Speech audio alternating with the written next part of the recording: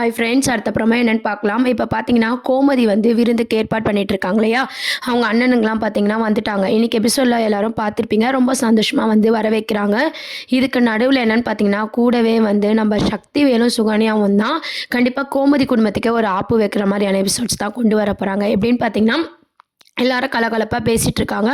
சந்தோஷமா இருக்கும்போது பார்த்தீங்கன்னா, நம்ம கோமதி என்ன கேட்குறாங்கன்னா, சுகன்யா கிட்ட, "என்னடி இப்பலாம் நீ வீட்டு பக்கமே வர்றதில்ல?" அப்படின்ற மாரி கேட்குறாங்க. உடனே சுகன்யா பார்த்தீங்கன்னா, "நீங்க தான் எங்கள வந்து இந்த வீட்டு பக்கமே வரக்கூடாதுன்னு என்னையும் புருஷனையும் அடிச்சு அனுப்பிட்டீங்களே!" அப்படின்ற மாரி ரொம்ப கோவமா சொல்லிட்டு இருக்காங்க. இது வந்து எல்லாருமே ஒரு மாரி ஷாக்கிங்கா பார்க்குறாங்க.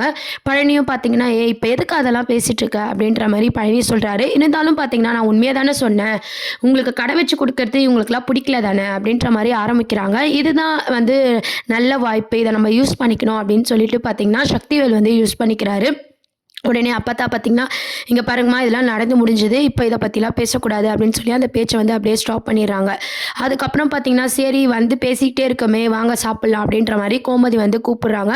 எல்லாருக்கும் வந்து ஆசையாக வந்து பரிமாறிட்டு, அவங்க அண்ணனுங்களுக்கே வந்து ரொம்ப பரிமாறிட்டு இருக்காங்க. என்னதான் வந்து சக்திவேல் வந்து தங்கச்சி மேலே பாசமாக இருந்தாலும் முறைப்பாக வந்து பார்த்துட்ருக்காரு. அதுக்கப்புறம் வந்து ராஜி எல்லாருமே பார்த்தீங்கன்னா, அவங்க அப்பாவுக்கு வந்து பரிமாறிட்டு இருக்காங்க. இதுக்கு நடுவில் எதனா ஒன்று பிரச்சனை பண்ணணும், இல்லைன்னா இந்த குடும்பம் எப்படின்னா சேர்ந்துருமே அப்படின்ற மாதிரி வந்து சக்திவேல் ஒரு பக்கம் யோசிச்சுட்டு இருக்காங்க. சுகன்யாவும் பார்த்தீங்கன்னா சந்தோஷமா இருந்தாலும் அவங்க பார்த்தீங்கன்னா அவங்களோட வில்லத்தனத்தை காமிச்சிட்டு இருக்காங்க. நடுவில் மீனா பார்த்தீங்கன்னா அப்பப்போ வந்து நம்ம சுகன்யாவை வந்து நோஸ் கட் பண்ணிட்டு தான் இருக்காங்க. இருந்தாலும் சுகன்யா வந்து அவங்க வேலையை பார்த்துட்டு தான் இருக்காங்க.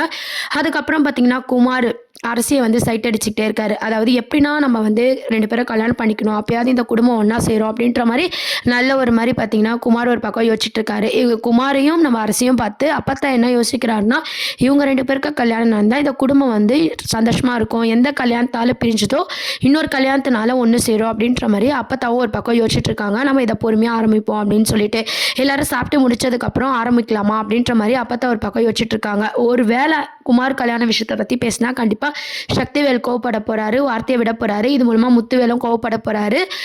விருந்தில் வந்த உறவு பார்த்திங்கன்னா அப்படியே சண்டையில் போய் முடிகிற மாதிரியான ட்ராக் தான் கொண்டு வர போகிறாங்க. ஏன்னு பார்த்தீங்கன்னா, எல்லாருமே ஒன்றாயிட்டா கதையில் ஒன்றுமே இருக்காது இல்லையா?